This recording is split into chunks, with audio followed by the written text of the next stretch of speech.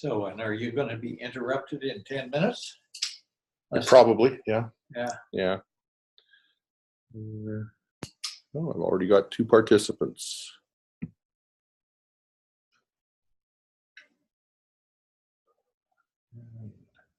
Yeah, I don't know how to hook this to your stands.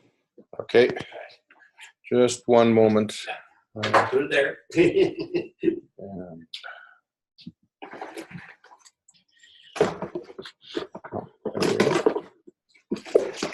Put this over here.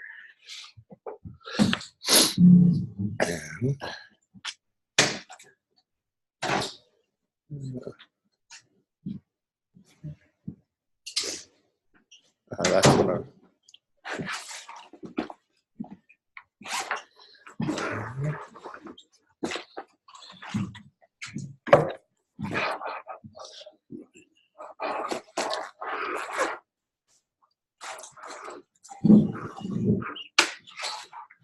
and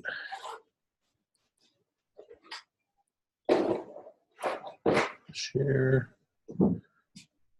There. Sign this one.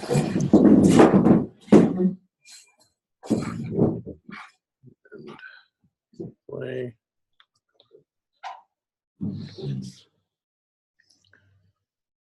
That's a much better cord. I like that HDMI. You have to log this one in yet. Hmm? This one here is not logged in No. either. Get this chair out of the way. Well, Allison and Susan, just curious if you can hear me. If you could maybe signal something in the chat, just type something in that would let me know I can see, or that you can see me. Better that way. And I'll give you a few seconds to do that.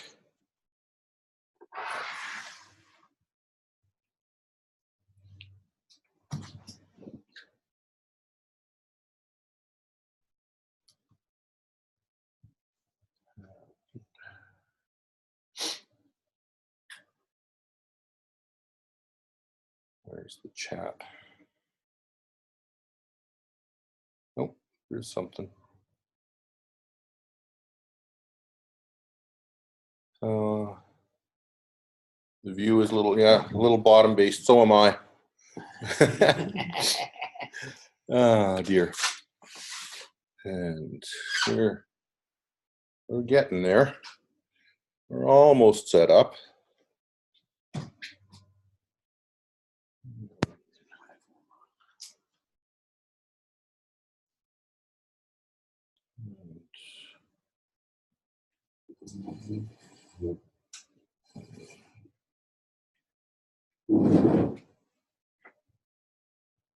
Oh,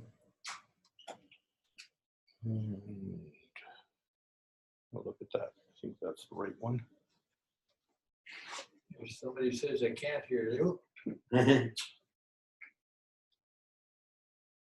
Yet. You could read that, can you? That's very good. You were thinking of moving to this table, right? I don't need to read what's on the screen. On the little screen, as long as I can see Dawn, that's all I need to do. If you can see this line, you can probably see everything that's going to be up there Just fine. that you will care about. You can't open the page though. Hmm?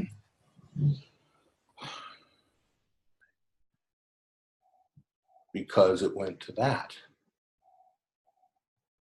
Ah.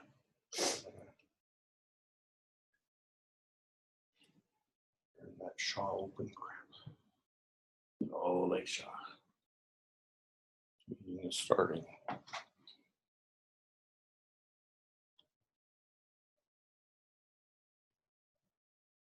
What?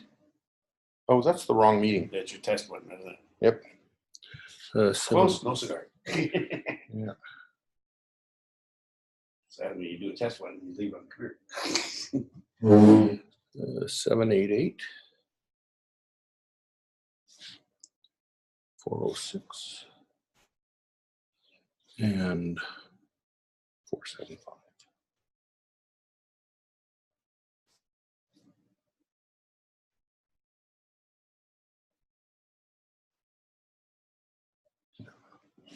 Once you get this set up, presenting your thesis will be the easy part. Do you want? Yes, I do. There you go. There.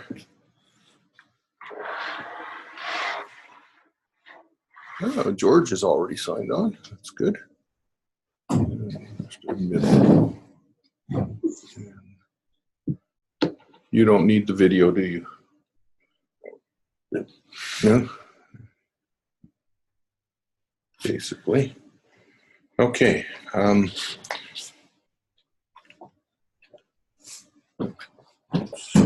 Changed. How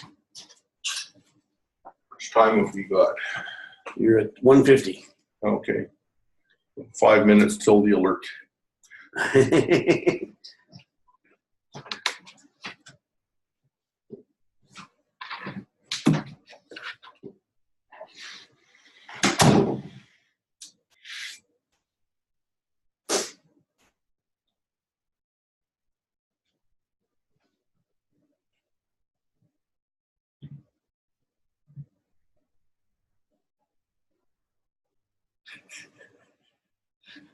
He's got a picture he focuses on rather than himself.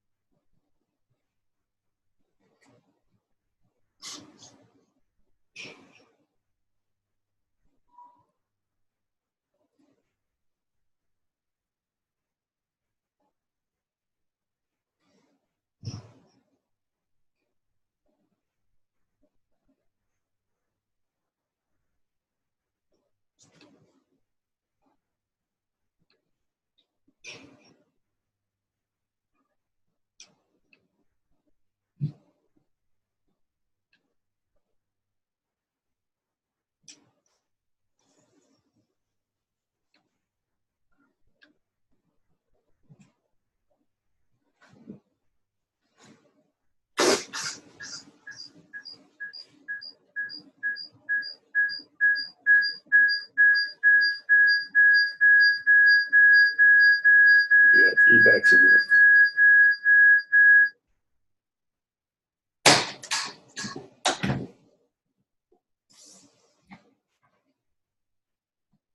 That happens when someone Going has okay there? a microphone. Really feedback. Really? So I shut mine down. Someone has both microphone and If speaker. you on. don't need sound, then we shouldn't get feedback. I turned the speaker off, Okay. and you gotta set your camera up. Oh, yes. Still got the camera to go and this thing. Oh yeah. As soon as I find, there it is.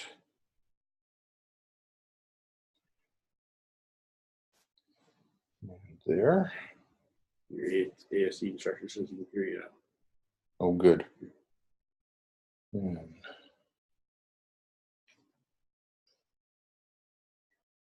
current slide. Okay. And if I do that, okay.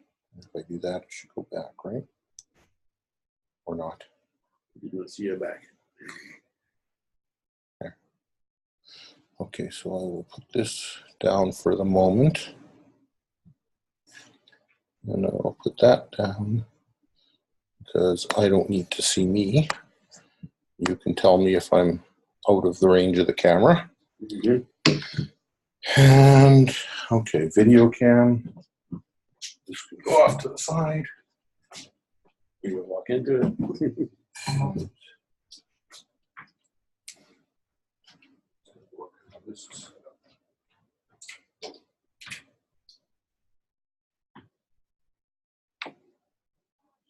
Okay. Oh, crap. You just bought that stand, didn't you? No, the other piece is in my other camera bag. That's not gonna help you. No, it sure isn't. Shoot. That's why I couldn't figure it out. Look at Yeah, there's a. it. He's got no screw piece. It's supposed to be in there, so how am I gonna do this? Is it duct Carefully. tape? Carefully.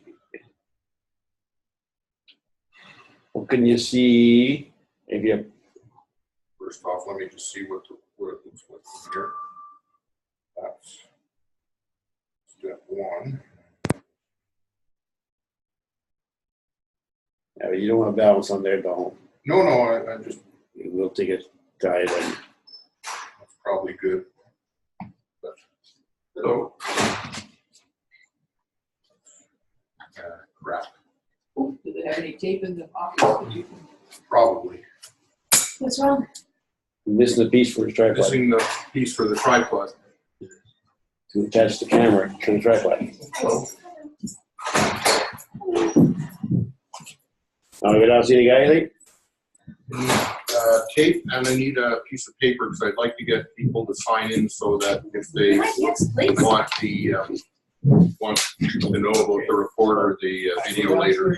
As soon as you get downstairs, it's on the right. Thank you. What kind of paper you want?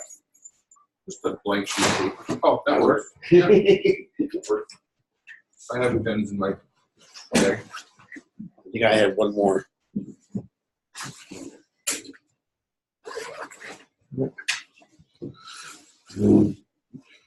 Okay.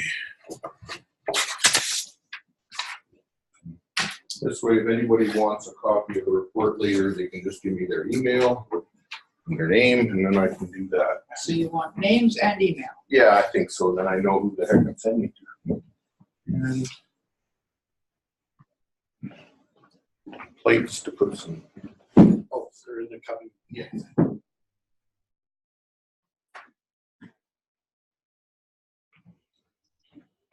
Oh, thank you. Hi, I'm Shelley. I'm actually done this one.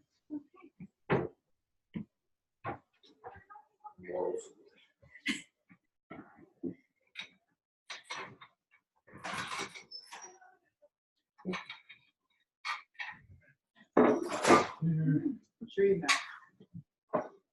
Okay, what's your email? JH. 6-5.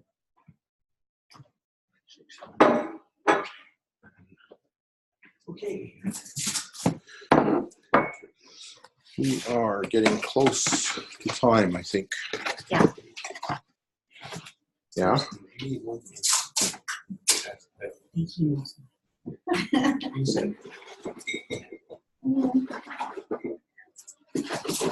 You're scaring me. It's my job.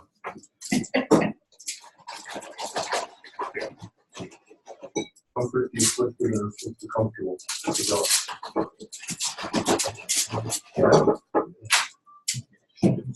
Here. There's I don't know how many more people will come. I know Jeff Carroll is coming, and Adele said she was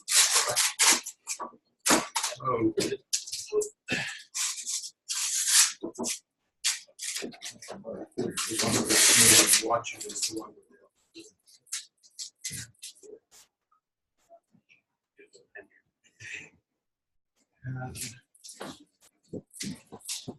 Hey, Donald, Hello. what were you gonna say? Roughly here. I think I had it fairly close. And you can adjust that tripod up or down or sideways, whatever you need. Just like this. You don't know where to start button is. Silver button in the back. Start button. Which one? To record? Yeah. The silver one with the red stroke on it, I think.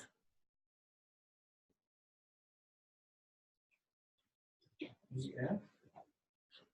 He's gonna go. Switch. Volume. And it's 201. Oh, back here. You need located at the back. On the top where all the other buttons That's why it's safer. are. You're not gonna hit it by mistake. Okay. Oh, it's getting better out there. Yes, it's lovely. Now you got 7 there. Yeah. Hmm? And now you have 7 people on. Yeah.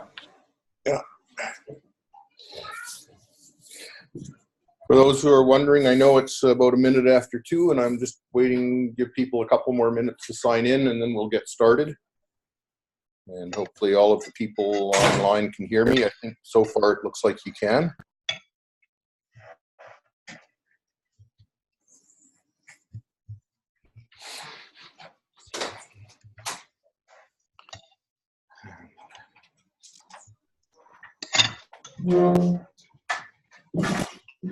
Sure. There. I guess I recorded it all. Yeah, by all means, go ahead. This one I'm pretty sure is also recording. You're recording. I got to walk in front of it. Yep. So.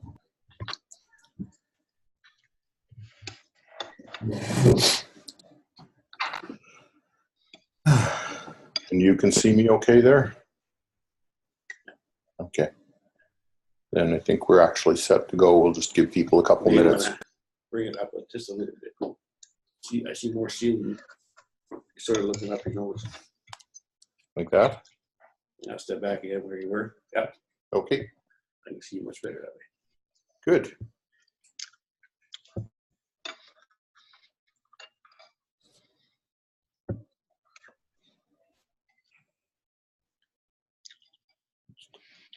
No, Carol's supposed to be coming up, so I assume that she'll be here momentarily. And Jeff, I believe, was out in an interment, so he'll be a few minutes late. You candidate from here? Yes, yes, this is my home church. Yeah. They don't get to see me very much of late, though. You still look busy.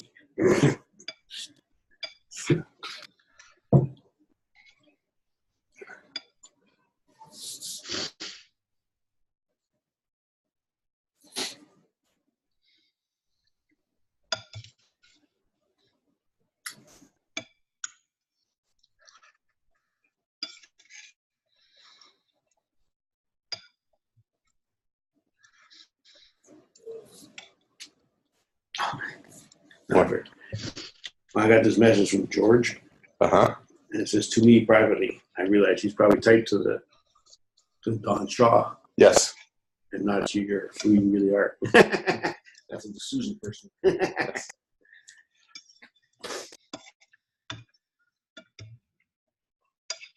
Well, let's get started. If more people come in, they're welcome to come in and sit down. And if anybody signs on online, I might just pause in the middle of the presentation to admit them into the presentation. Other than that, we can get started. And so, welcome. Thanks for being here. I hope you'll find this interesting. My name is Don Shaw. I'm a candidate for ministry in the United Church, a student at the Atlantic School of Theology, and this presentation is part of the requirements for my Master of Divinity. It's a research project, and as you can see by the title, or at least the subtitle, this is all about licensed lay worship leaders in the rural church in the United Church of Canada. So we will proceed, and my friend Ken here will bug me if I need to stop and let people into the room because he's monitoring for me. It's much appreciated. And this is my first time with streaming video, so we will see how it goes. I know that you'll all give me a little bit of a pass on that. So we want to start with two things. One is the research question. And the research question, as you can see, is what is the experience of licensed lay worship leaders serving rural congregations in the United Church of Canada? The second thing I want to say about this slide is there's a picture of a church. That church is St. Paul's United Church in Graysville, Manitoba. That is where I'm currently serving, and you'll see that picture on every slide because I didn't want to get into copyright issues by getting a whole bunch of pictures off the internet for different rural churches. So get used to that picture. You'll see a lot of it. Why this topic? Why licensed lay worship leaders? Well, it started a number of years ago when I was one myself, and I became interested in lay worship, lay leadership in the church. At that time, my goal was simply to help out with 1 or 2 Sundays here and there. Things have changed slightly.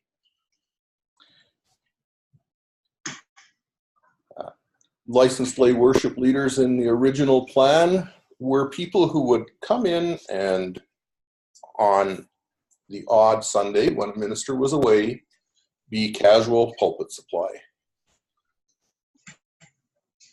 That has changed, and it has changed significantly in the rural church more than it has, I think, in the urban church, in that there are a lot more churches that are vacant in rural Canada. And so there's a lot more demand for people to fill the pulpit, and therefore it became interesting to me to say, what's the impact of that? How is that working out? How are our lay worship leaders experiencing that? And because I had that interest, I wanted to hear about the joys and concerns that licensed lay worship leaders have. The second part of the question, though, as I said, I want to know more. The second part of the question, though, is why the rural church? Why specifically focus? And part of the answer for that is simply because when you're doing a research project as this one within the setting of a school, there's limits on how much you can do at once, and you need to focus your question well. But there's also some reasons to pick the rural church specifically. One is that they are often smaller, which means they have less resources, and there's many reasons, but that's one of the reasons that they have empty pulpits often. Sometimes they're more financially challenged, probably directly related to those smaller numbers. And I said it a few times, and you'll probably hear me say it many more times today, many of them are without clergy. And I have a few numbers on that. It's hard to get a fixed number on this, as it's a bit of a moving target. It changes often, but you'll see some numbers on that later. And the outcome of that in the rural church is a greater need for lay leadership in the pulpit, and specifically licensed lay worship leaders. So with that in mind, this is the project I set out, and this is the purpose for it.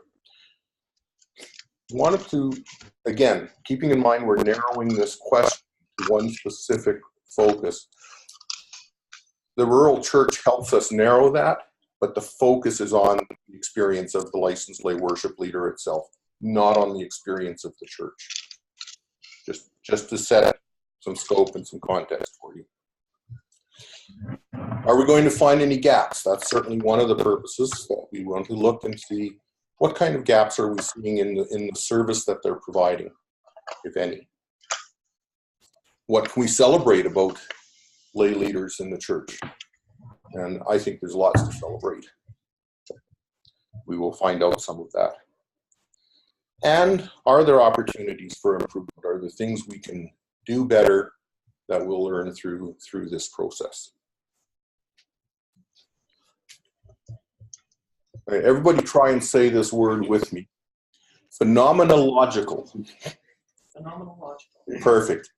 You can tell there's a person who graduated from doing some sort of project, a research project. Phenomenological. There are a number of different methods for what we label as qualitative studies, not quantitative studies. One of them is the phenomenological study, and you can see here the definition. And what we're looking for in this type of study is the common meaning that several individuals have had of a particular concept or phenomenon. So in our case, the individuals are licensed lay worship leaders. The phenomenon is they're serving in the rural church.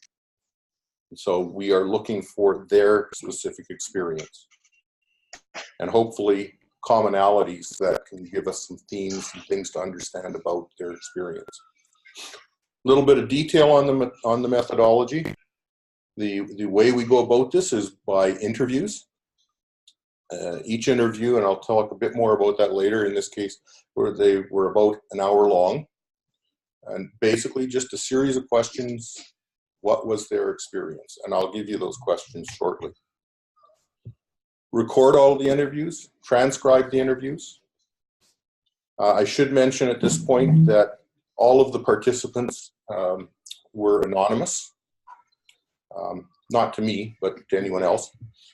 And they have been, they signed a informed consent form, and they are aware of what's going on with the project, and they've been promised that as much as possible there is an anonymity. So later on, as I start to describe some of the findings, you'll find that I am not using names. One method suggests that you assign fake names to everybody. I've chosen just not to bother with names at all, so we'll see how that goes. Once recorded and transcribed, we analyze. So 7 transcripts of each an hour long, with about that much paper, and looking through them to find things that seem significant. And at that stage, you're not even looking for what's common. You're looking for, oh, that's interesting. So I have a spreadsheet on my computer that now has 407 lines of things that are significant for the 7 people that I interviewed. Once we have identified things we think are significant, that's when we start saying, okay, what looks like it might be recurring? What might be a theme here? What's familiar when I go from one person to another? And once we have some themes, then we start looking at those themes and how they build and how they work together, how they perhaps interact, and see what can be something we describe as a common experience for a licensed lay worship leader in the rural church. And that brings us to today and the next week and a half, reporting the findings, which we'll do shortly. And after this presentation, and there will be an opportunity for questions at the end. After this presentation, I'll be summing this up in a written report and submitting that as the final assignment for the course. So I said there were questions. In this particular study, there were 8 questions to try and draw out what it's like. And so the first one is exactly that. What is it like? Just describe your experience. Very generic, wide open question. Almost anything could be said at this point. Just a starting point. Get the discussion going. And then we start asking a little bit more about where does this take you? What's going on in your life, and how has it been affected by the fact that you're serving as a lay leader in the church?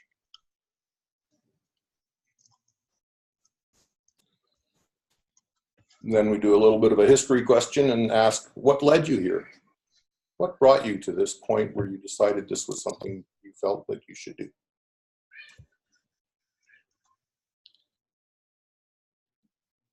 There's a last question on this page, 4 more on the next page. This is one of the questions that gave me a little bit of angst. What in worship leadership affirms your sense of call to this ministry? I learned during the first interview that this question and another one, which you'll see shortly, are very similar in how they read, but they have different intentions. This one is talking more about internal affirmation. This is, how do you experience it, and what makes you feel good about doing this? But then we move on. Question 5. This question kind of focuses on all of the preparation that you've done that's led you into this position, and thinking about, are there things that maybe you wish had happened in the training or in some form of preparation? Because once you got into the pulpit, you found out, there's something I never thought of before.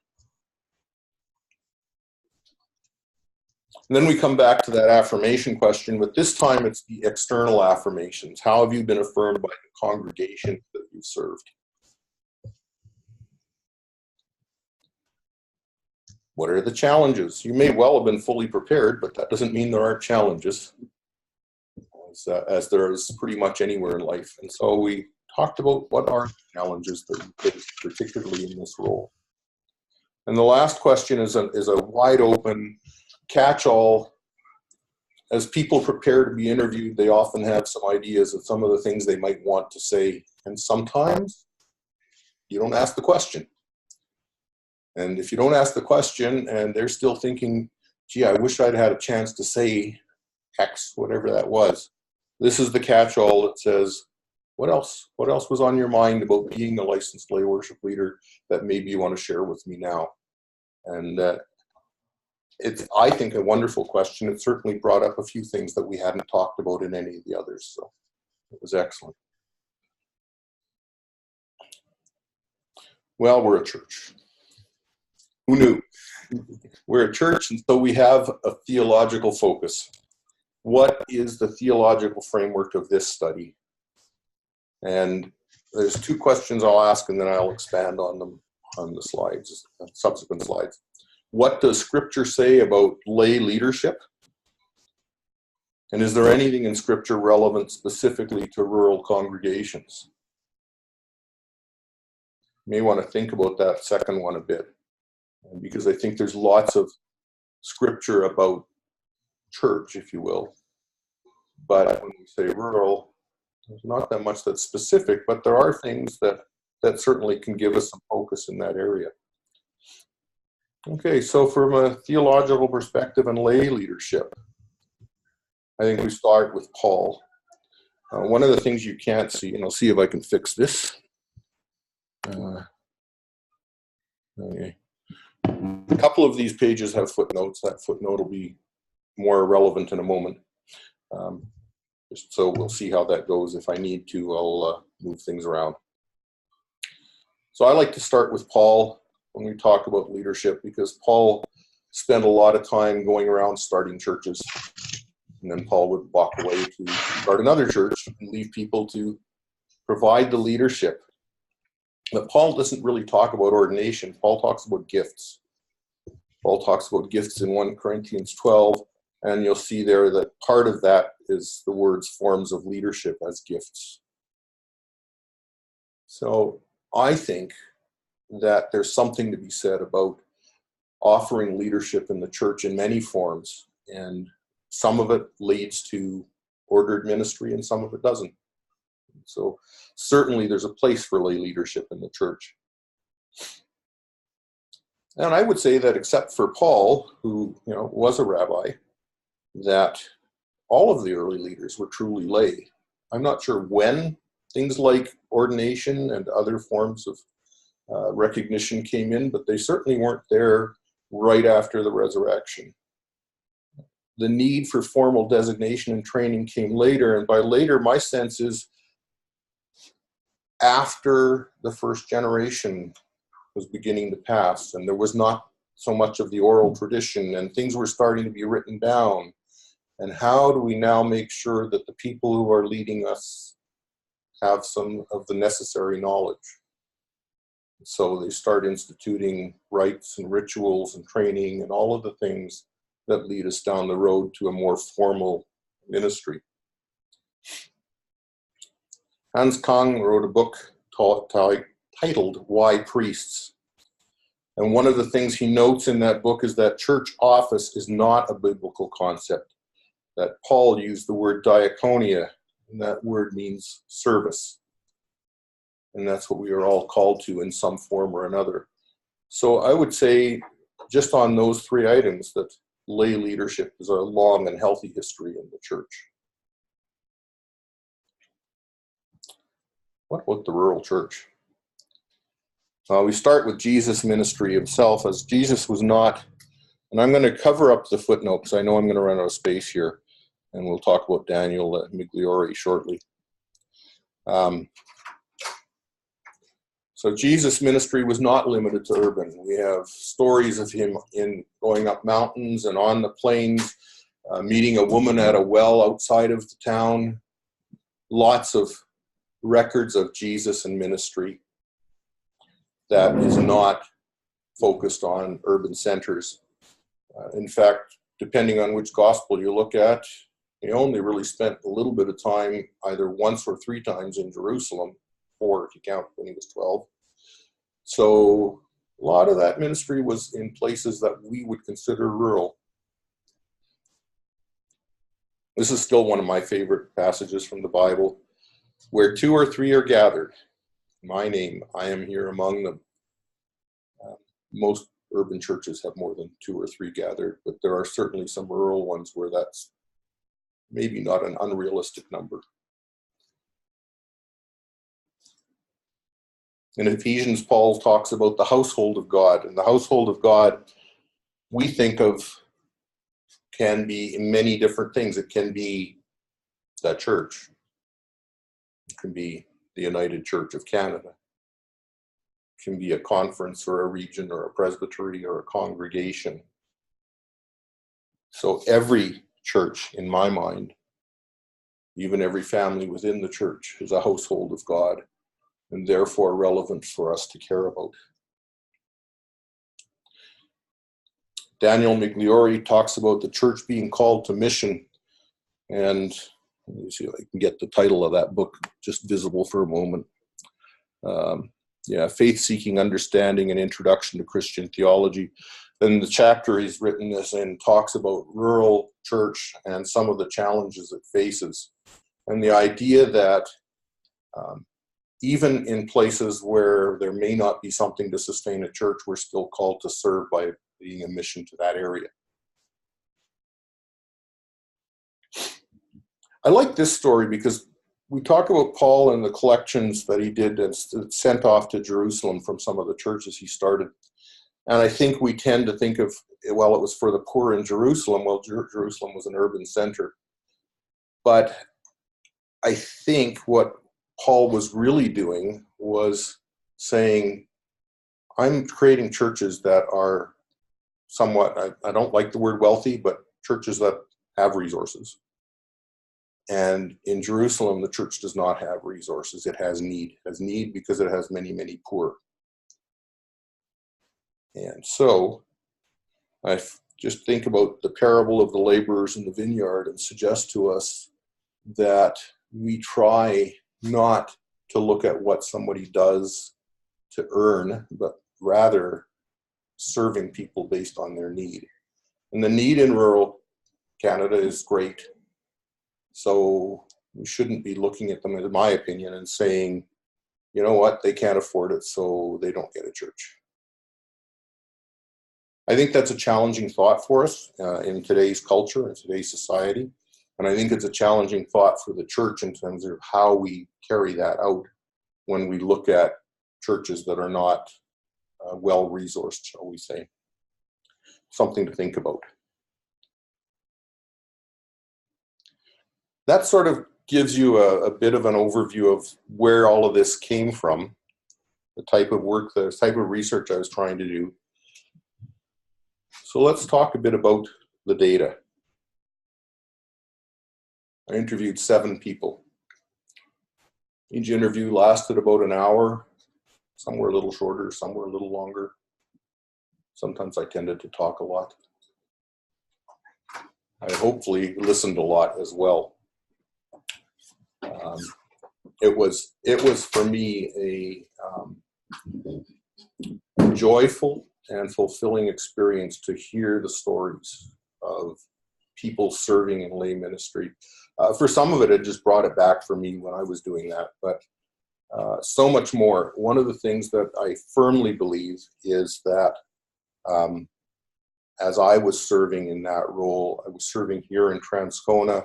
I was called to serve a few other churches, but it was totally different than the experience I think that people serving in the rural church had.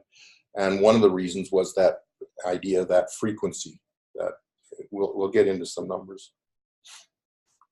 All of them, every single one of the people I interviewed served in multiple pastoral charges. The numbers went as high as 15 charges for some of them.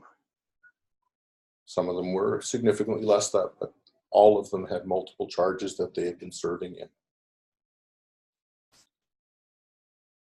All of the people that I interviewed were from either rural Manitoba or rural Saskatchewan. And one of the things about the phenomenological study is that idea of common experience. And in this case, I can say that the experience was amazingly common. I'm going to go through a series of themes, and the first 3 themes are common across all 7 people. The 4th theme is common across 5 of the 7, and the 5th theme is common across 4. And I only broke out that one from the other themes because it was not quite as common, because it could have easily been grouped in with some of the other things. So I already told you 5 themes and 4 of them incredibly common. For 7 people, 6 out of the 7 or 7 out of the 7 had these experiences. So the first theme is commitment. One of the things that came across incredibly clear was just how committed these people are to serving. They think that these churches are important and that they need somebody to serve them. And that is exactly what they're doing. Came across very strongly. They see the need. And we'll talk more about this page is going to be sub-themes, and then we will break those out a little bit more. And there is a huge need out there, and they are committed to serving it. They all have had common concerns and experiences around boundaries.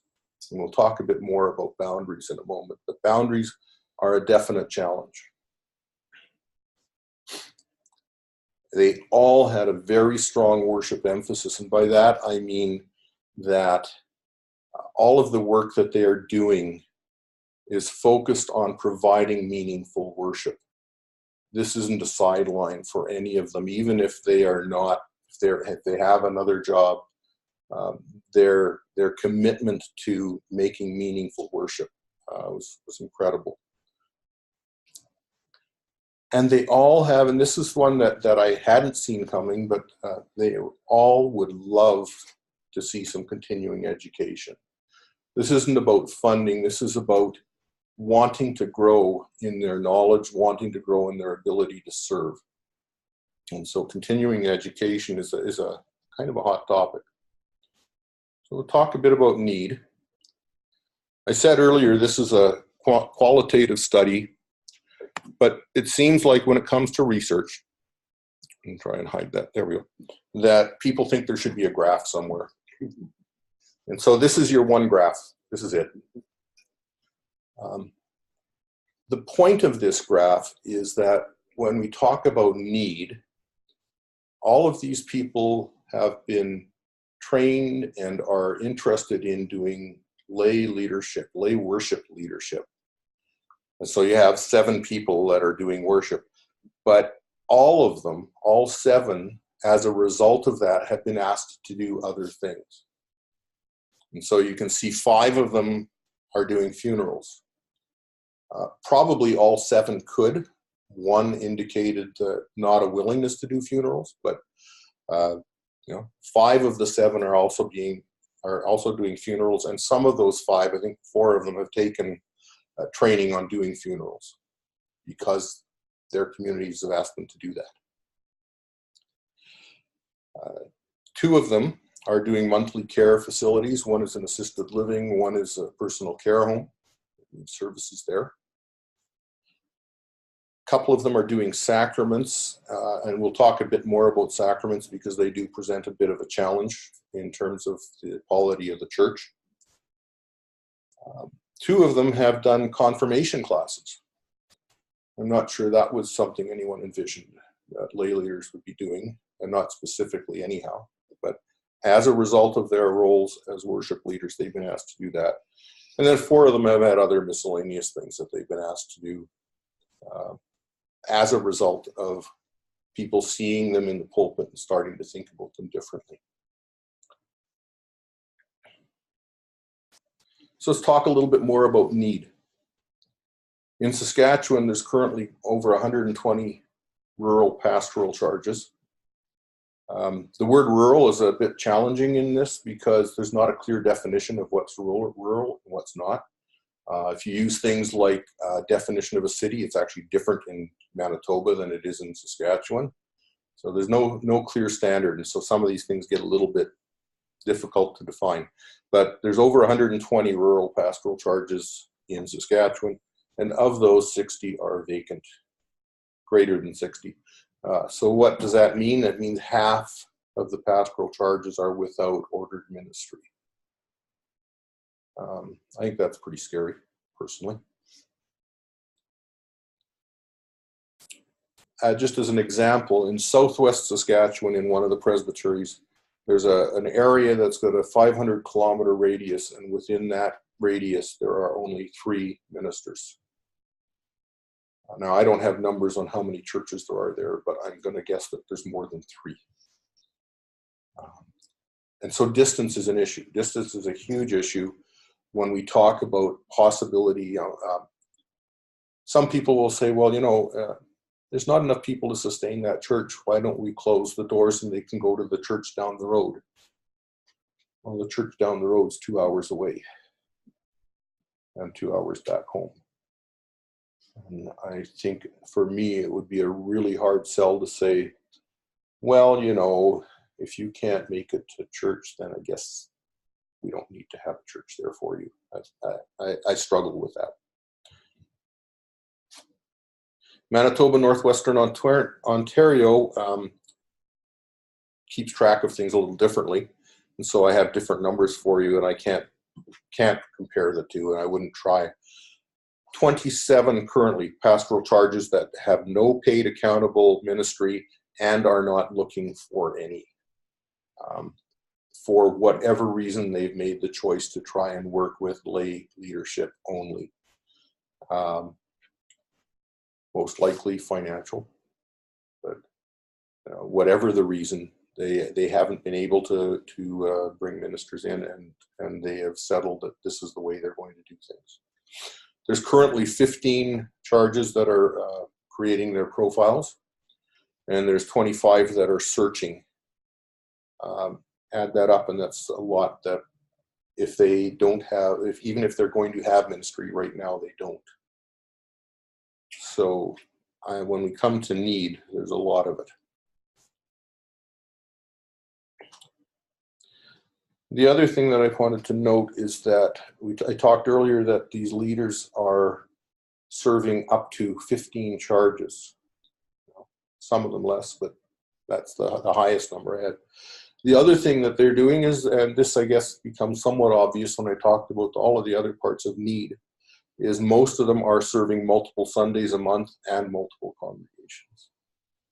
So this is no longer casual, once in a while service. This is significant. I talked about distance. The other part of distance is mileage. And so even when we're talking lay leaders and traveling to a particular charge, there's also a financial implication for these congregations. So this is a challenge all the way around. Sacraments. Sacraments are a challenge because now you've got churches that are depending on lay leadership, and in some cases, the lay leader that's coming to them is not a member of their congregation. And the rules around sacrament elders are twofold. One is you can't have a sacrament elder in your congregation if you have a minister. And if you don't have a minister, you can certainly have a sacrament elder, but they are only licensed to do your congregation. Now, part of the reason for that has to do with accountability and liability, more accountability. And the accountability structures make it difficult for someone to be serving sacraments in one congregation when they're part of another one because of the accountability models. I don't know if that can change somehow. I'm suggesting that we at least look at it. I'll do a little bit more about that. But it's a challenge, and it's a problem for some congregations who don't have sacraments elders or people who are willing and able to do that. One of the workarounds that some people do is an agape meal. And I'm not sure how the powers that be think about that, whether that's just getting around it or Sorry, Adele? what you call an agape meal. that? Agape. Oh, okay, gotcha. Sorry. Yeah, no problem. No problem. Okay, the second part of the first theme around commitment is boundaries. And I said people are incredibly committed to helping their churches out. And what happens is, they're not, this is a quote, they're not a minister, but people see you as one. And because they see you as one, they look for things like pastoral care that you are not trained to do. And I learned recently, this was a surprise to me, maybe it shouldn't have been, and I'll talk a bit about it again later, is that if you are a licensed lay worship leader, and so therefore not trained to do pastoral care, if you do pastoral care and something goes wrong, the church's insurance doesn't cover it. You're personally liable. Now, a lot of us like to think, well, nothing's going to go wrong and I'm going to refer somebody before anything gets too serious, but something for us to think about. Being clear about the role. This one came across incredibly strong. When I'm asked to do a funeral, I'm doing it not as a licensed lay worship leader, because a funeral is very much a pastoral care event. And so these people are constantly switching hats, not just for funerals, but just in general. They're in a community that doesn't have ordered ministry, and they're asked to do things that are outside of their role, and they have to take the time to tell people, I'm not the minister, I'm not doing this as a licensed lay worship leader, I'm changing hats. And you'd be surprised how many requests for things that are beyond their purview. And they have to find a way to do that or to say, no, I can't. And it's a real challenge. But they are incredibly aware of their boundaries. This is something that came not so much from anything they specifically said, as much as what I heard in their talk, the tone, a lot of things. The idea that, well, let me use myself as an example. I serve in Graysville. I live in Winnipeg. As a minister going in there, I'm there part-time, but even if I was there full-time, I've come into that community. I didn't grow up in that community. I'm a different presence than lay people who lived in that community. So I have a different relationship.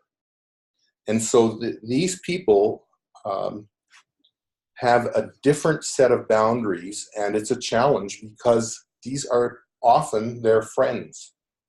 And when if anybody remembers boundary training and how your friendships are supposed to work when you're in ministry, that becomes a real challenge for these people because they aren't coming into this as the minister. They're coming into it as one of the community.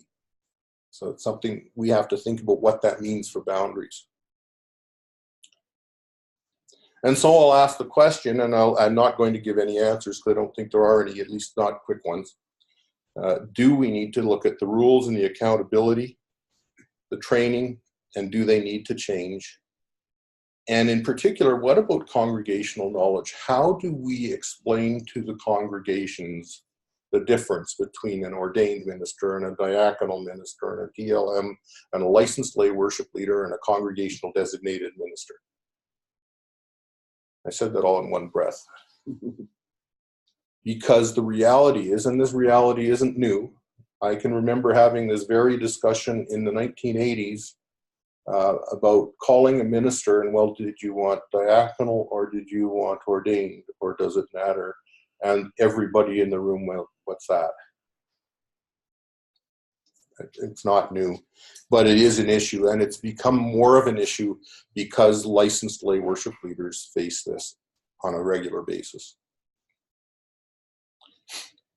So the third part of commitment was around worship emphasis. And this quote was a common one.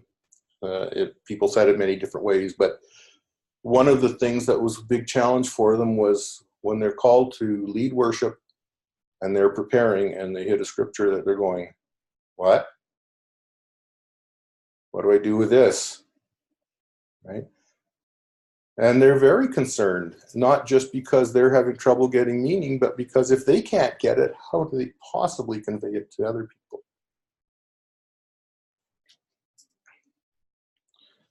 Without fail, the very first thing for all of them was the importance of Scripture. Scripture is the foundation for how they lead worship. And I think that speaks to their commitment, because it's a totally different thing for somebody to come in. In this church, once or twice a year, we have a speaker come in. And they're good speakers, and they tell us wonderful things that we need to know. I'm thinking of Viv Ketchum coming out to talk about her Indigenous experience, right? But they don't need to worry too much about Scripture on that particular Sunday. That's not their focus. The focus here, the commitment here is we care about Scripture and we're going to make sure that we use it. Again, lots of work goes into preparing a service, and the comments about how much effort they put and time into making sure it all flows and making sure the hymns work, and the challenges of selecting hymns when you're doing to a congregation that you've never served before and you don't know the same hymns they do, or even when you've served a few times and you still don't know the hymns they do. What came across so clearly was how much these people care. There were a couple of comments about this takes a lot of time to do. And I don't think that's a surprise to anybody that's taken the time to lead worship. But they're willing to put it in. They want to put it in because they want to do it right. The last part of the first theme of commitment was the idea of continuing ed. And some of the things that have come up that they all wanted more training. Mentorship was a suggestion that would be useful. And particularly a focus on theological training and reading Scripture and all of the things that really focus on worship. And having gone through the LLWL course and knowing some of the people that have gone through the course, I think it does a great job. But these people want more. And I think that's terrific. I think it's terrific. Some of them have annual retreats, workshops, studies, and they would love for that to continue, because right now most of those things are very informal. They're self-arranged. There's a group that gets together to do licensed lay worship retreats, but they put it together themselves. I know of one minister who's leading some studies, Bible studies for them. There are some workshops, but there's not any centrally coordinated, these are things that are available that they can go to. One of the people I interviewed requested that I give them some suggestions, and I haven't got back to them with this yet, but they requested that I could find them some theological training that they could take. And I thought, what a wonderful request. I still have to talk to a few people and find out how that can happen, whether it's through auditing courses or what their options are. There's a woman, I believe in Ontario, Christine Jarrett, that some people may know, who has led all sorts of online workshops. And again, the feedback on that was incredibly positive. Everyone who's attending is getting a lot out of those. Just another example of the commitment. One thing that came out, and this is probably not a huge issue, but I thought it was an important one to think about. We like at least a little bit somewhere along the way to be recognized. And a lot of the training that people are taking, and specifically the ones that were mentioned, were the boundaries training and the racial justice seminars. that, I don't have anything that says I took this. Well, of course, those two particular ones do produce a certificate, but it's sent for ministers, it's sent to the conference office, and it's hopefully in your file. And recently that changed, and we should all have our own copy now. But for licensed lay worship leaders, they're sent to presbytery, as far as I know. That's what I was told. So they never get a record that says, here, this is what I've done. And I think that's a concern. Typically, any one of us, if we're putting together a resume, likes to say, here's some of the things I've done, and here's the certificates for it. And so I do think that we need to be thinking about any training that we do and providing a record to the people that take it. Somebody sent you a message. Do I need to read it? Well, Christine Garrett, the lady you just mentioned. Oh, this might be interesting. No, he's making a statement of what he does. Okay, so some of you might know George Bott, who's on the webinar. And he says, Christine also does a Going Deeper session and is the curriculum developer for the online licensed lay worship leaders training program. So that might be helpful for you to know. The second theme is journey. And without fail, every one of these people expressed things that indicate to me that they are on a journey, and this is part of it. In all cases, when we talked about, where did this come from? How come you decided to do this?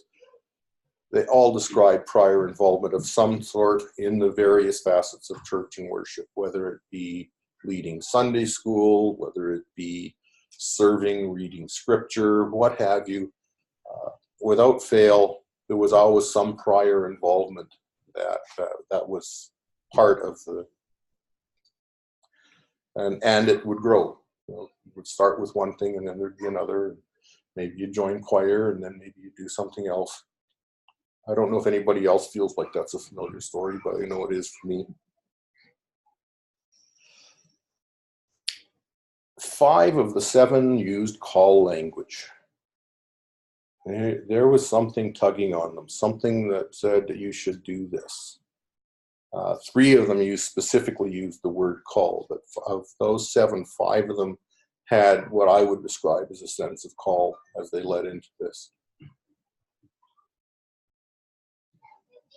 And the other thing that struck me when we talked about journey was that 5 of the 7 individuals they had other people who invited them to consider taking some form of ministry. Mostly licensed lay worship, but there's 1 or 2 that even said you should go further, you should do more with this. And I thought that was kind of significant, because I think for all of us who have concerns about how many ministers there aren't coming out of the schools and how many there are retiring, that moment of saying to somebody, have you ever thought about, is probably an important moment.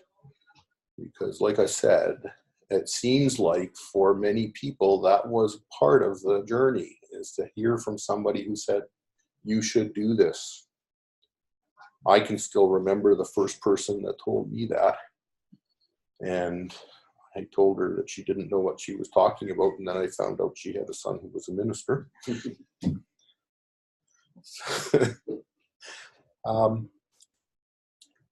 So part of journey, nope.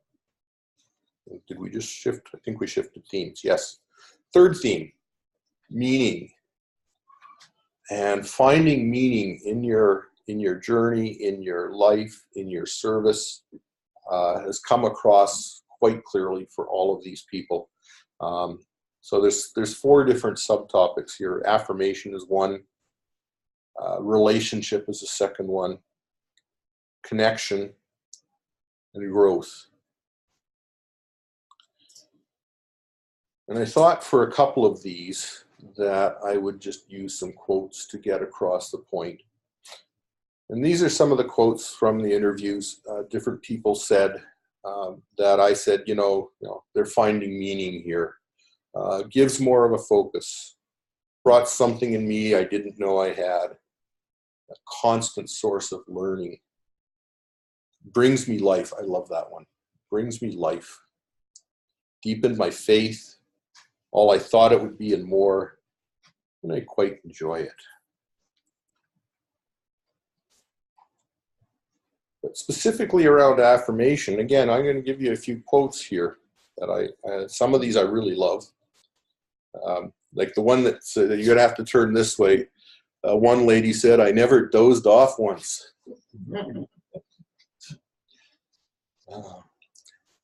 You can read into that whatever you like, but I think that's affirming. Some of us have had the experience of people coming up to us after worship and saying something about what they got out of the service, and had to think to myself, I never said that. And that came out, people getting unexpected messages. Or, "Did you ever touch me?" One of them had a minister call them after they led the service and said, "What exactly did you talk to them about?" Clearly they were listening. Remember, these are all affirmations. These are things that said, "Oh, good, I did something right. I got a raise." It's an honorarium, but somehow they got more the next time. Obviously, at the back of the church, specific references to the sermon. And things like, "I needed to hear that today. When are you coming again? And why don't you become our minister?" Now that one caught me, and it caught me not because of the words themselves. I'm not surprised someone would say that. But it's interesting in a congregation where perhaps you're having lay leadership regularly, and perhaps one of the reasons is finances. It suggests to me that people don't get some of the reasons that they are having the services they're having. So something to think about there, but certainly still an affirming statement. Relationship. People treat you differently, sometimes on a pedestal. Anybody here not had the experience of when someone found out they were a minister, all of a sudden things changed? Yeah. And regardless of how you want to define the word minister and how you want to use the word minister, licensed lay worship leaders are viewed as ministers in the congregations they serve.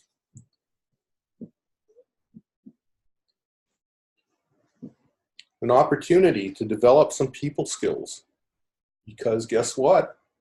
You have to talk to people. When you're in the pulpit, you might be having a one-way conversation, but after church, that's usually not how it works. In preparation, asking a church about what their service looks like. This one was, I thought, an interesting thing, that as they're building relationships, they're becoming more aware, even of the people in their own community. And someone who you thought, maybe, I wish they wouldn't do that, or why do they do that? All of a sudden you're finding out a bit more, and it's like, oh, never thought of that. And your relationship changes. And this was one of my favorites. It was one of the people I interviewed. Her husband ran into somebody who he had met just once in a while, didn't know him well, and was recognized as, "You're the preacher woman's husband." I thought that was good. Building relationships. Connection and growth I put on to one slide. Connection, what I'm getting at there is around the idea of worship preparation. As they're reading scripture, as they're doing research, they're finding connection within themselves, connection to God, connection to the community, as part of the preparation. This would almost be, when I talked earlier about the two different affirmation questions, this is the internal affirmation that they get. An opportunity to reflect. An opening self to God. Opportunity to sit with scripture, hymns, and prayers. These give you that connection, and they help you to grow. Okay, theme 4, communication. Before I go too much on this one, I think any problem anybody's ever had in the world, in all of history, is a communication problem. We love to talk about communication problems. So I prepare you with that because I think sometimes you go, oh yeah, it's another one, it's communication problem. But I truly do think communication is a key part of this. One of the things that came out, and I mentioned earlier, communication was 6 out of 7 people identified, not all 7. But one of the complaints, one of the concerns, if you will, was having reasonable notice of required meetings. So if, for example, if you have an annual interview for relicensing and you're told it's not optional, you have to be there and it's tomorrow. Well, if you have a doctor's appointment tomorrow, maybe that's a problem, right? And I'm exaggerating, and I'm intentionally exaggerating to make the point, but people have been called to attend things and not with reasonable notice, not with an alternative plan, and it's a challenge for people to respond appropriately to things like that. Clarity of communication. And I think I have another slide on clarity, because sometimes we think we're really good communicators. And what I said and what you heard kind of go back. I've had several of those myself where I thought I knew exactly what somebody was telling me, and then I was like, nope, I didn't get it. The other thing is, this one for me is a real concern, is an experience of exclusion. Either lack of communication or communication that doesn't seem to be on point, that's left people feeling like they're not part of the group, they're not part of the concern. And I will expand on that a little bit. So clarity, I mentioned before, congregational understanding of ministry. I think we either need to do something about helping our congregations understand the different forms of ministry, and it would have to be ongoing as congregations change, or we have to stop making those distinctions for them so that it doesn't matter as much. I think that last option is one that would give people a lot of concern, and I'm not sure I'd recommend it, but I don't know how we get to congregations the idea of the different forms of ministry and what it means. In particular, when we're talking about the difference between lay and clergy. Inconsistent rules have led to a lot of confusion. Each presbytery sets their own rules to a great degree around licensed lay worship leaders. Even though it tells us that the renewals are annual, some do 2 and 3 years. Some set guidelines on pay, some don't. Some set guidelines on how often you can serve, and it's not the same in every place, and some don't.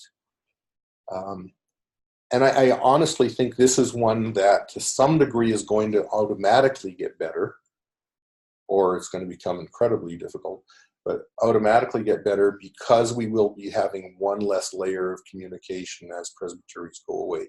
And I'm not saying presbyteries were the problem, but having regions and presbyteries, conferences and presbyteries meant an extra layer of communication that now gets rolled into one for a lot of this.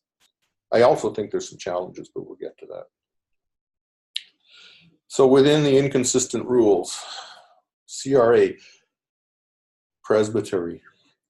What's the definition of regular, right? What is regular service? That's, and honestly, I haven't yet had anybody who has given me a single, clear, consistent definition.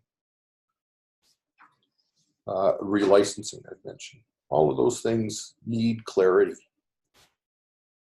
And accountability and liability, and this one I would turn around more in the other direction, because I think when a licensed lay worship leader is faced with, well, you can't do that, pastoral care being one of the examples, I don't know, certainly it was never explained to me with any clarity, the why of that. the accountability question, the liability question. It was, you don't do pastoral care, and that was sort of the end of the discussion. And then we started to talk about, well, what does pastoral care look like versus shaking hands at the door of the church? And it was a very difficult discussion. And so I would say we as a church need to help licensed lay worship leaders understand accountability and liability, and perhaps we need to revise how those things look as well. So I mentioned exclusion. And the number one comment around exclusion was, we're losing presbyteries, we're going to have regions, but nobody's talking about licensed lay worship leaders. What's going to happen to us? How, who, what, where, when? No information. Now, in recent days, some information has come out, and I'll mention a little bit of that. But this one was a real concern because they were basically hearing nothing. And I know that, in a change in a planning process, sometimes it takes a while to know things. But I think even at the beginning saying, we know that you're concerned, we don't have a specific plan, but we also know we need to deal with it and you won't be forgotten, would have been a good thing to do. Pulpit supply. And this one came up sort of last week. Some of you may have attended the Church Hub presentation, and they talked about pulpit supply being handled through Church Hub. And I asked a question about licensed lay worship leaders, and the first response I got was, well, they're not ministers. They're not on Church Hub. And it wasn't clear whether congregational designated ministers would be there. I had the impression they might be. But this one could be a real problem because you're going to now have potentially two different places to go for pulpit supply. Church Hub if you want a minister or possibly a CDM, or to your region if you want a licensed lay worship leader. And I guarantee you that's going to confuse a lot of congregations as to what am I supposed to do with this. So that one to me is a yet to be resolved, real serious problem until we actually say, how do we make one list? At least I think that's my understanding. Someone who's an expert in Church Hub may say, oh no, don't worry, it's going to be fixed. I have not heard that. Third thing that came out was there was a proposal around congregational designated ministers that came from this conference to General Council. And the response at General Council, for those who have discussed it, was felt to be sadly lacking. And it was sadly lacking because they didn't feel like they really got the point. The discussion apparently, I wasn't there and I've only had limited look at it, tended to focus on CDMs versus ordered ministry, and are we taking a risk by giving them some rights to do things that we wouldn't normally, whereas the whole point of the proposal was we're churches that don't have ministry and we need somebody in the pulpit. And that seemed to get lost in the discussion. So that was not a positive experience for licensed lay worship leaders, at least ones that I talked to. And so I mentioned before, even when you don't know, communicate anyhow and say you don't know, but I'm still thinking about it. We do need to be proactive about our communicating. So that was an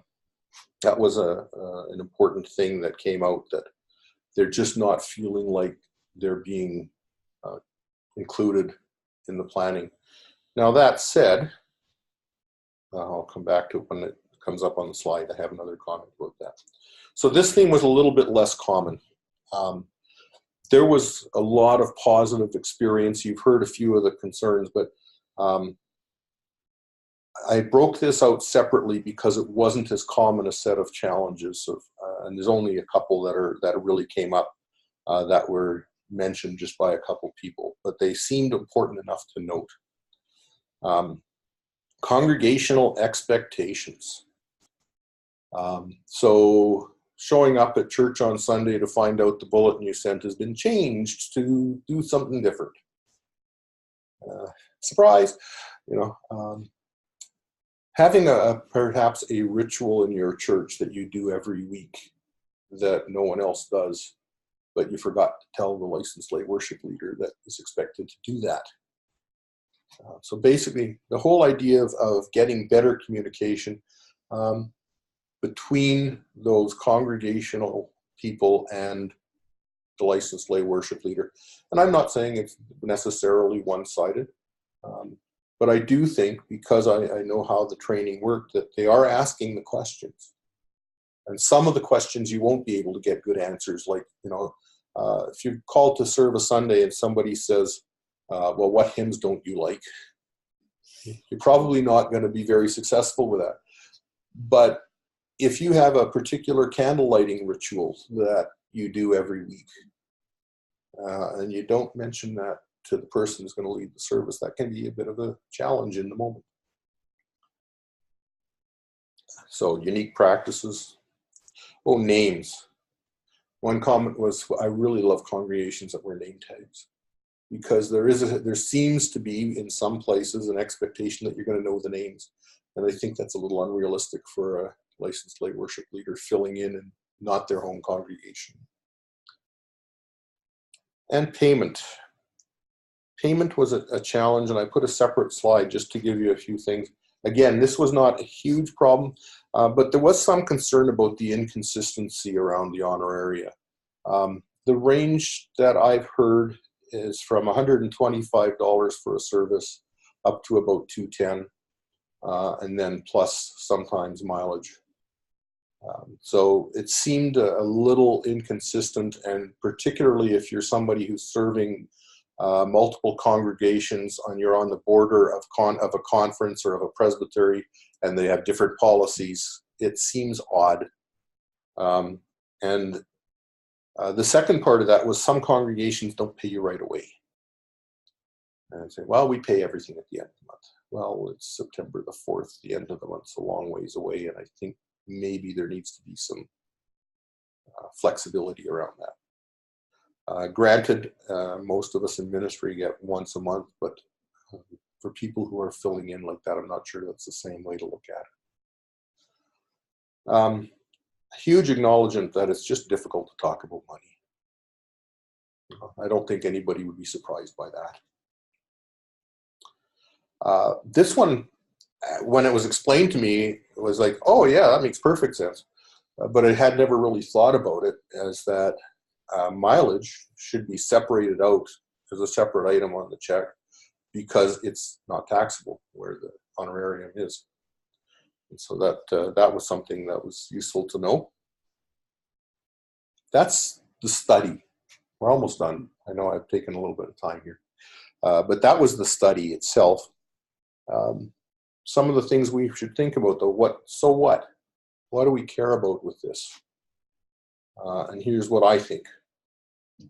Retirements are exceeding the people entering paid accountable ministry. Certainly for the last 5 conferences I've been to, the retirement party's been a lot bigger than the ordination. Ordination, commissioning, and recognition. And so I think that means that licensed lay worship leaders are going to continue to play a significant role, and we need to recognize that, accept it, plan for it. Maybe it won't be a permanent thing, I don't know, but it's certainly one we have to deal with today. The United Church, I could probably do about 2 hours on this question alone, but the United Church has acknowledged the rural church has challenges. We used to have a rural church commission that folded in the 70s. That started in about 1925. We have had different task groups and commissions and what have you over the years, and we have another initiative going right now looking at what's going on in the rural church. So we know there's challenges, and I'm really glad the national church has recognized that. I don't know that they fully recognize the challenge when we talk about a church closing and people having to travel 200 miles to the next church. Now, I really think anyone and everyone who wants church deserves to have church. And anyone and everyone in a community that has need deserves to have some mission work. Anyhow, I could, like I said, I could talk about that for just a little while. This is the perfect time to make changes. That's why it matters, because we're in the middle of a restructuring, and what better time to put things in place than when you're already changing them? If we wait till next year and we've made our changes and then somebody says we should do this, they're going to say, another change? Come on. So no, we need to do it before the new systems and processes are completely set. We need to look at new models of service delivery. And one of the people used the phrase circuit rider, which goes back a century. But if you think about that, if we have a group of congregations that can't afford, individually can't afford ministry, but they maybe could afford a collection of licensed lay worship leaders and one person to do some form of supervision. Our current model doesn't really allow that. Doesn't mean it can't. Doesn't mean we can't make a change that allows for that. It means we have to think about what accountability looks like and what liability looks like and what service delivery looks like. But it's not impossible to design something that can meet the need. And so I suggest considering changes to accountability models.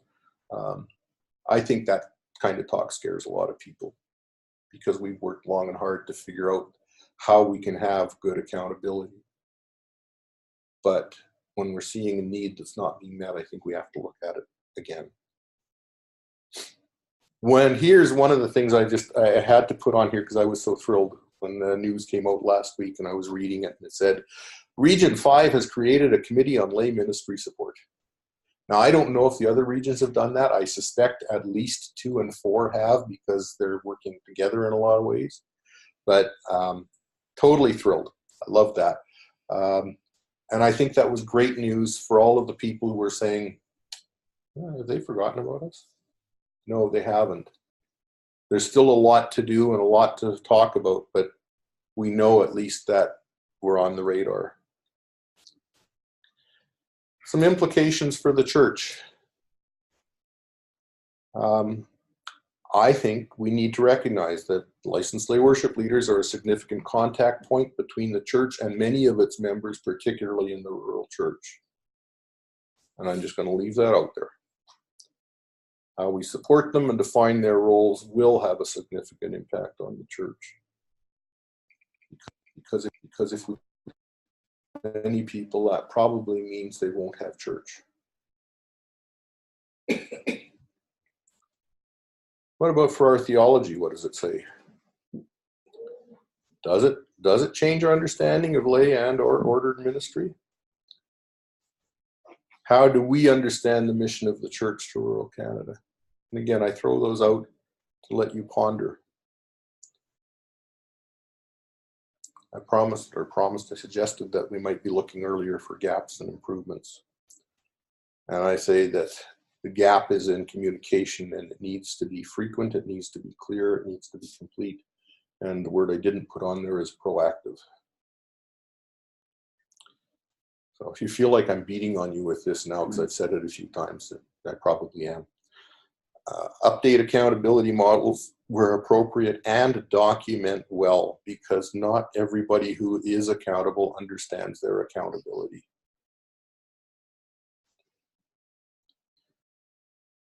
And where the rules don't change, let's have some clear alternatives for people so the needs can be met. The churches who right now cannot have sacraments unless they can find a minister, usually a retired one who really doesn't want to come out in the middle of winter. How do we do sacraments? Can we change that? I don't know. But we need to think about how we meet the need. Pastoral care is a huge one because some of the licensed lay worship leaders are being pushed into a role that they're not supposed to be in. And they're in that role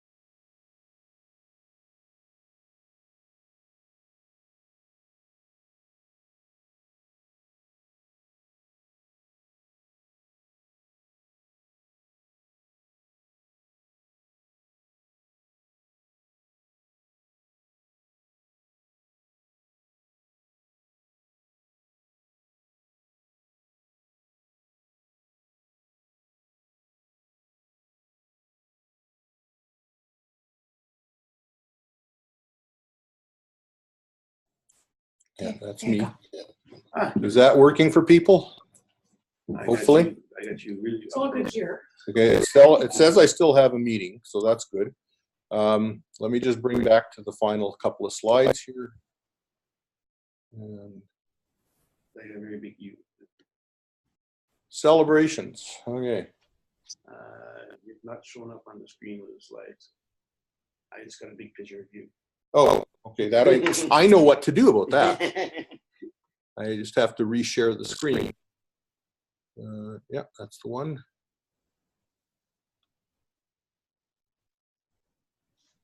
Okay. Sorry about that. We'll try again. Okay.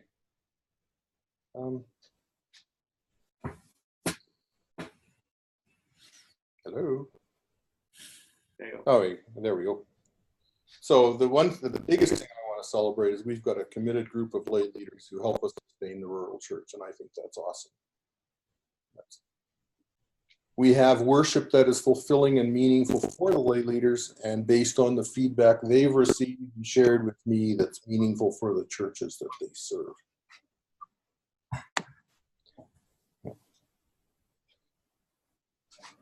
Okay, so that was the, hey, it slipped a slide. Slip one. Or else I put this slide in the wrong place. Ah, yes, there we are. Questions and hopefully answers. No promises. That was all I had to say. I'm hoping there are questions. Watch for one on there because I'm watching. my professor usually gets the first question. Hello? For a moment. Can you hear me? And while we're waiting for that, if something comes in, I'm just going to go back to the previous slide if I can, which I might not be able to. Which I might not be able to. We'll fix that shortly. The previous slide Can you has hear my, me, Don? I just wanted it there in case anybody later on wants to I write don't it down think and take you can. home if they have a question. I'm glad to try and answer. But I'm not seeing any questions yet. I'm going to put the chat up on the send him a screen so text. that it comes through. Okay, he's going to open the chat. Reshare the screen. I wonder if the screen is there now. Maybe they still haven't got it.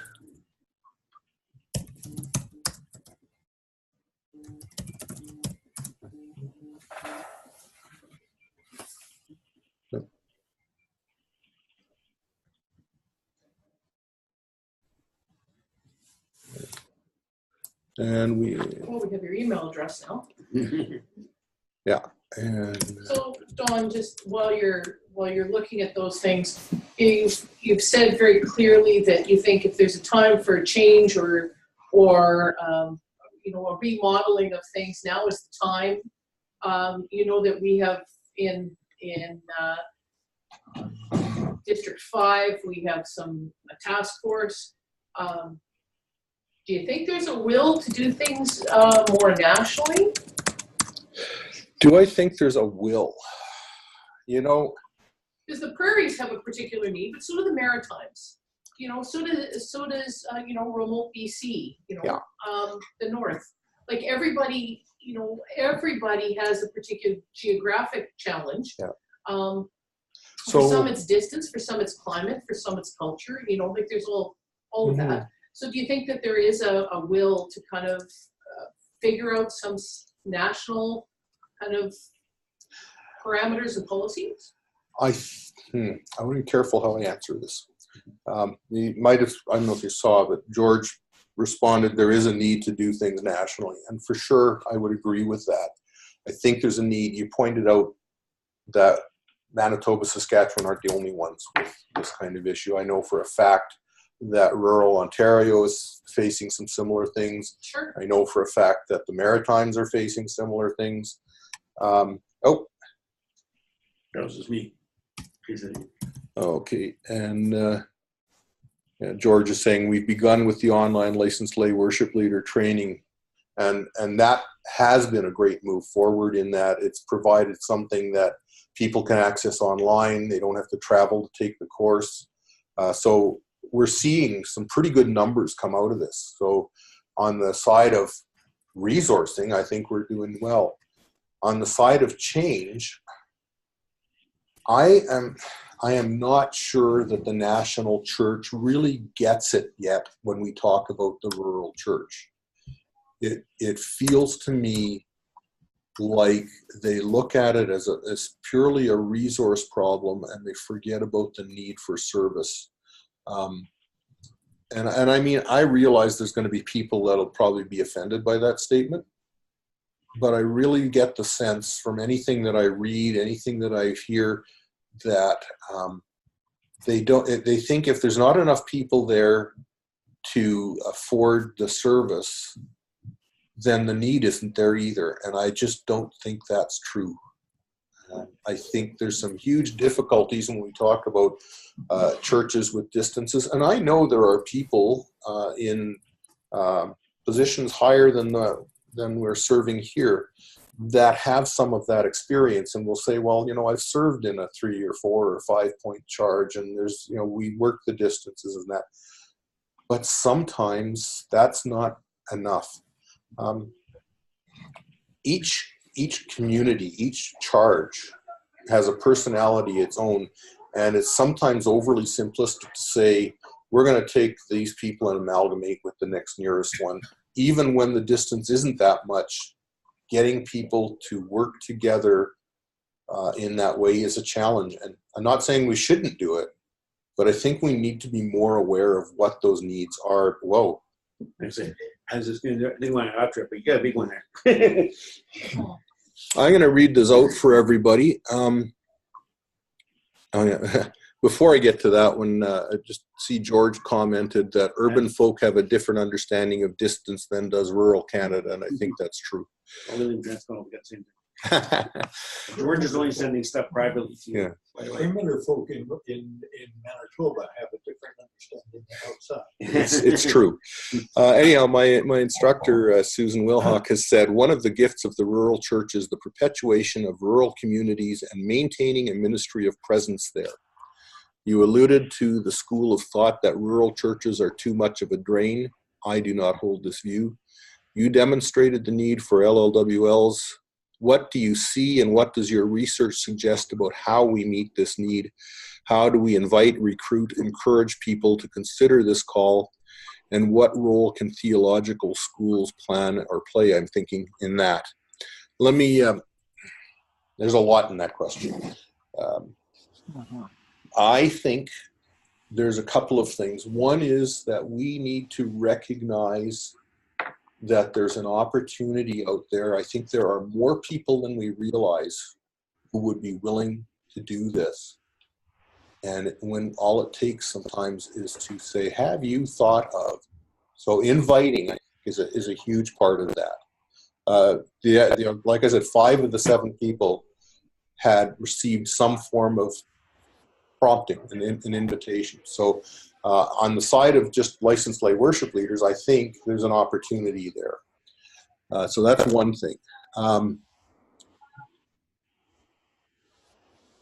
The other thing that I want to suggest, and I kind of touched on it before, is looking at how we can sit with accountability and change it so that people can serve multiple charges effectively when they're in lay leadership.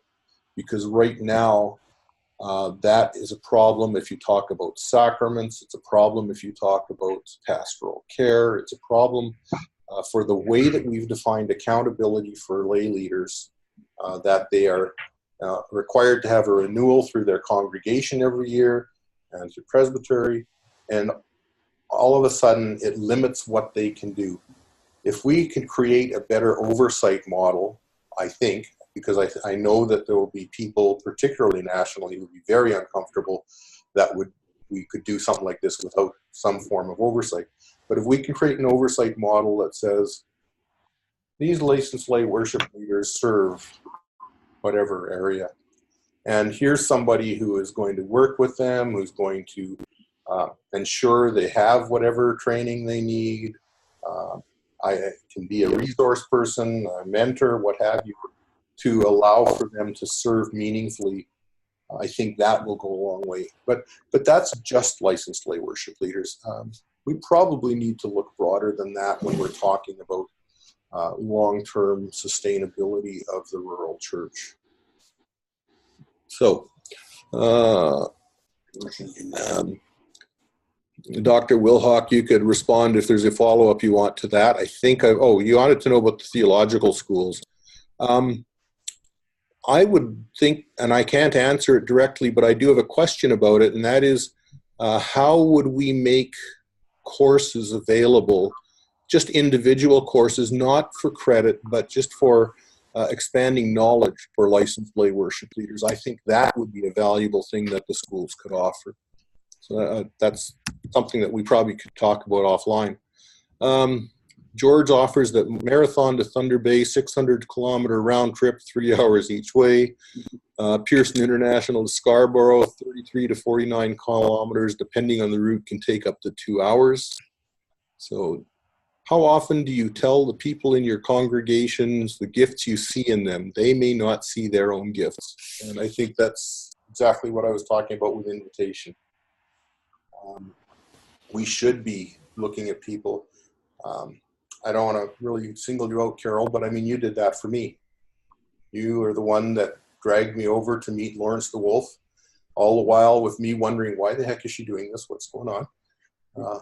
Didn't take long for me to figure it out later, but I wouldn't have ever thought of it on my own.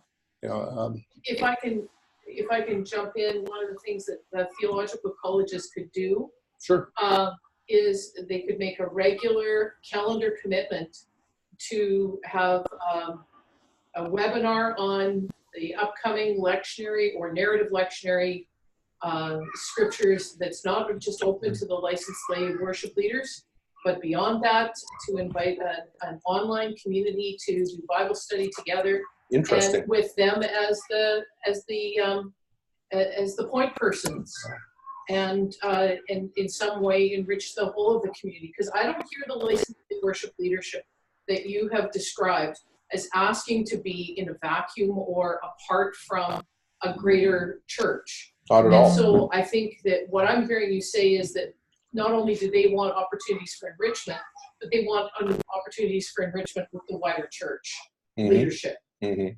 So the theological schools I think are very well placed to do a regular, type in webinar, whatever the way is. You've given me an opportunity to do some free advertising for AST because they do a weekly podcast already.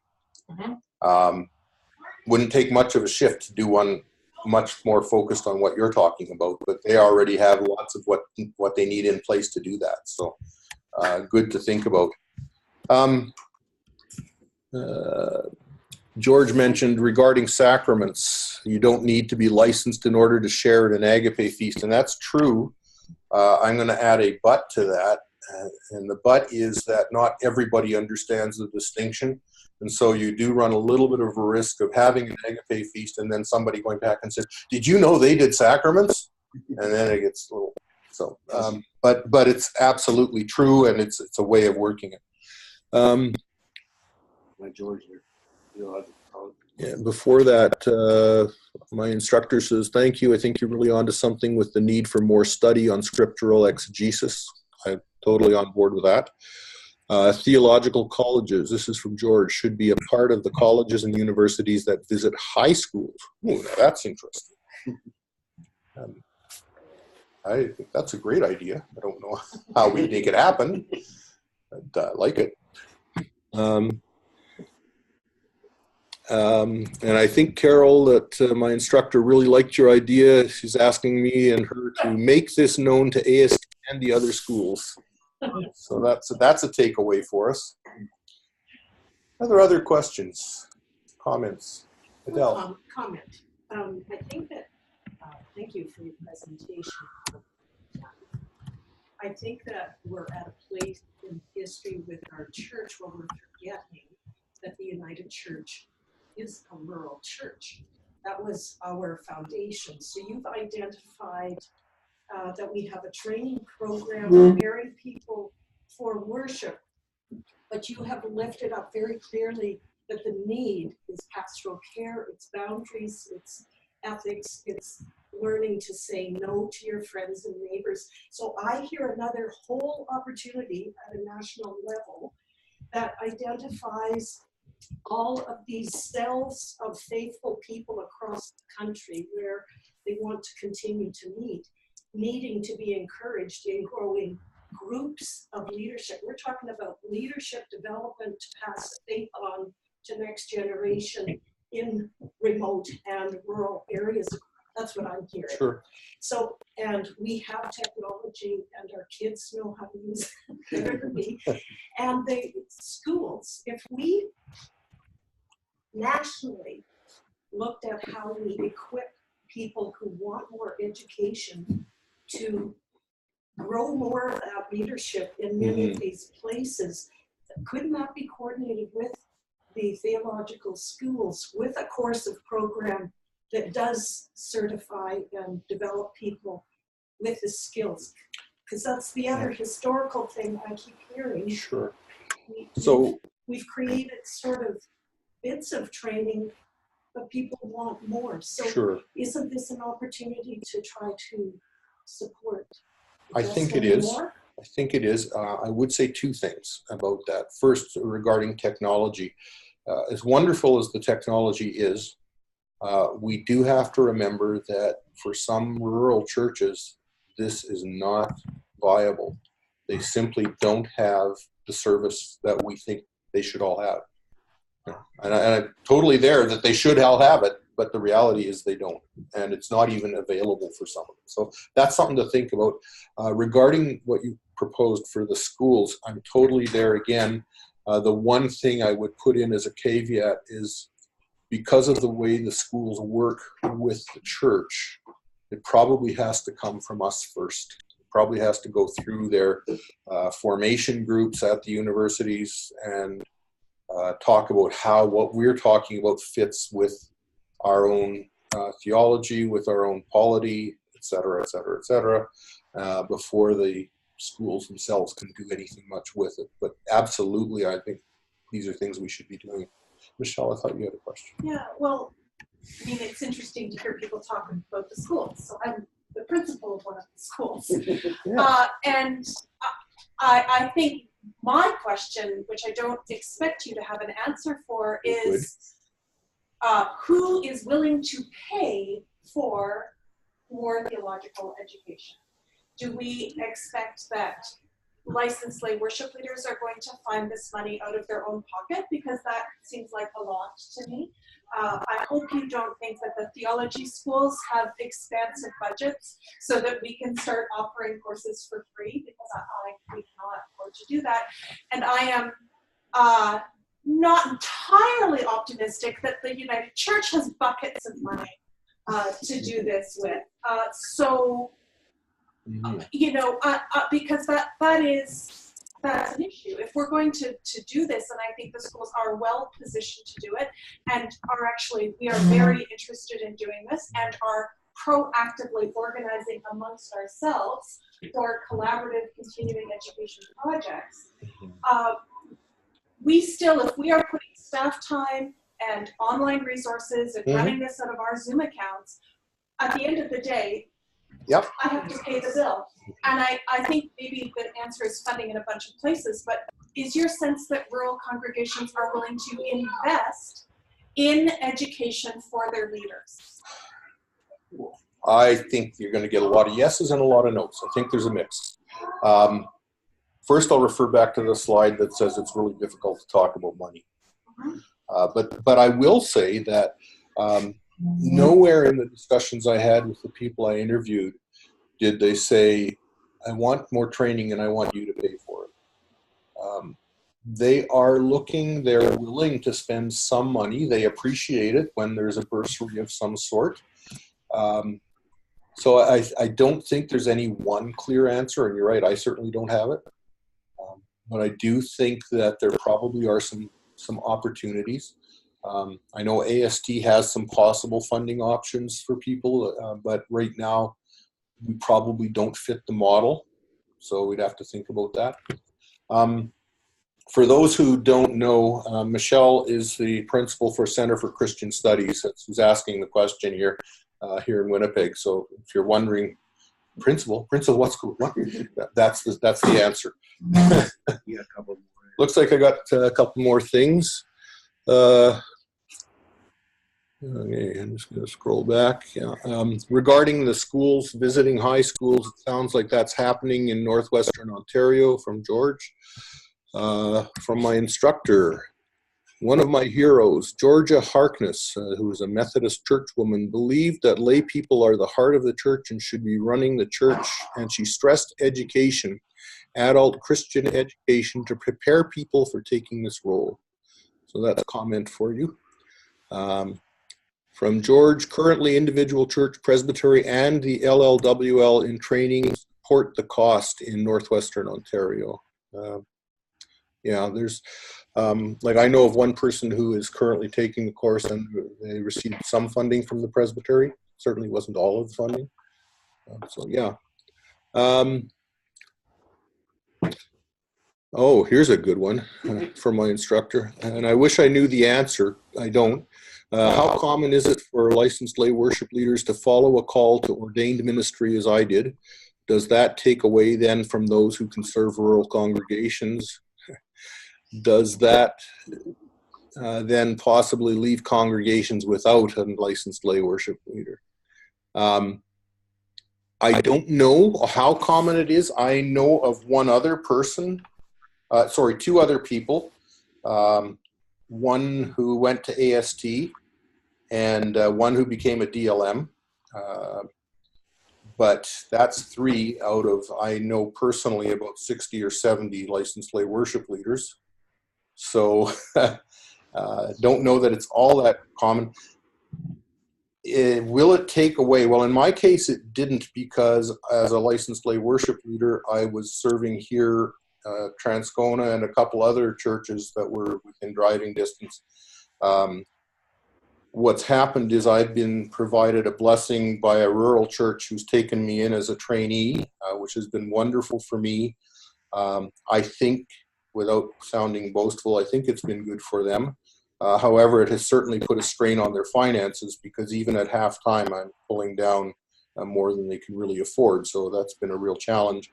And having licensed lay worship leaders may well be, would be a cheaper option.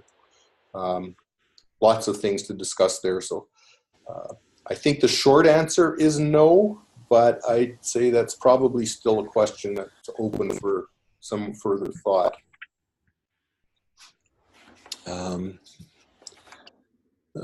Comment from Allison: thank you for taking time to support the work of the licensed lay worship leaders through this project. It's important work and not without its challenges. And then George adds, of 25 people finishing the first full program of the online training, 3 or 4 have gone through discernment to go farther. So I'm trying to decide now, on the one hand, does that mean it's a problem for the churches that they were serving? Or do we celebrate that fact that we have more people going into ministry? I think it can be a double-edged sword. And as long as we keep having lots of people go into this program, so I remind you to invite, it may not be that bad a thing. I've gone way over time here, and I recognize that. So I'll just ask if there are any final questions, and then I will wrap it up. And Excellent. you're welcome. Thank you. I'm glad there were people to hear this. And with that, I'll be ending the meeting. So if your screens go blank, don't panic.